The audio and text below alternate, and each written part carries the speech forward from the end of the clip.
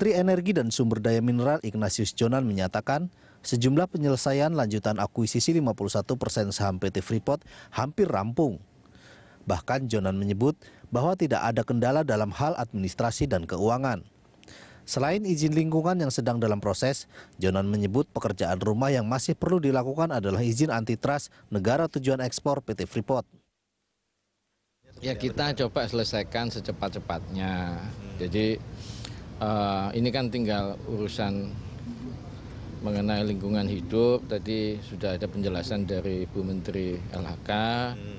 Juga kalau di keuangan mungkin nggak masalah, ada beberapa penyesuaian aja. Administrasi lah ya. Di SDM juga ada. Setelah itu ya selesai. Tinggal secara korporasi Inalum harus menyelesaikan proses akuisisinya itu.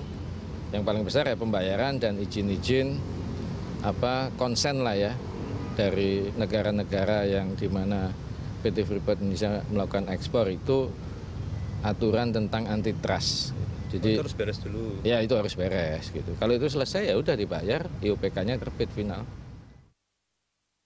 Sementara itu, Gubernur Papua Lukas Enambi menjelaskan permasalahan kepemilikan saham pemerintah daerah telah diputuskan dari 51% saham PT Freeport di Inalum, 10%-nya adalah hak pemerintah daerah Papua.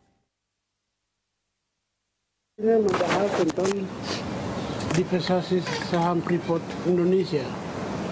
Dari kita ambil 51% ini. Presiden menekankan harus kita hati-hati untuk keperpihakan pada pemerintah Provinsi Papua dan Mimika. Jangan sampai ada orang lain masuk dengan gelap.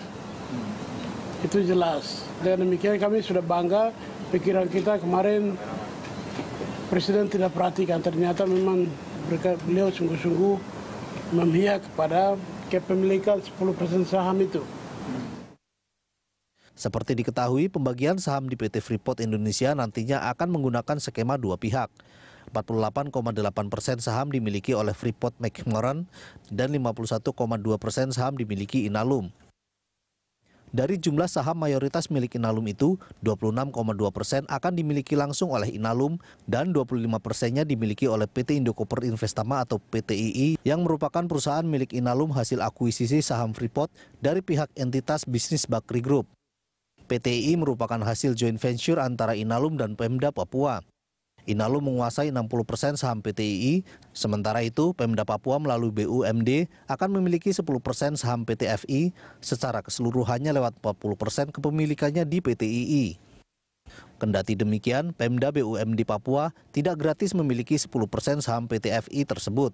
Pasalnya, Inalum akan memberikan pinjaman kepada BUMD sebesar 850 juta dolar Amerika Serikat yang dijaminkan dengan saham 40% PTII, di mana cicilan pinjamannya akan dibayarkan dengan dividen PT FI yang akan didapatkan oleh BUMD dengan catatan bahwa dividen tersebut tidak akan digunakan sepenuhnya untuk membayar cicilan tersebut.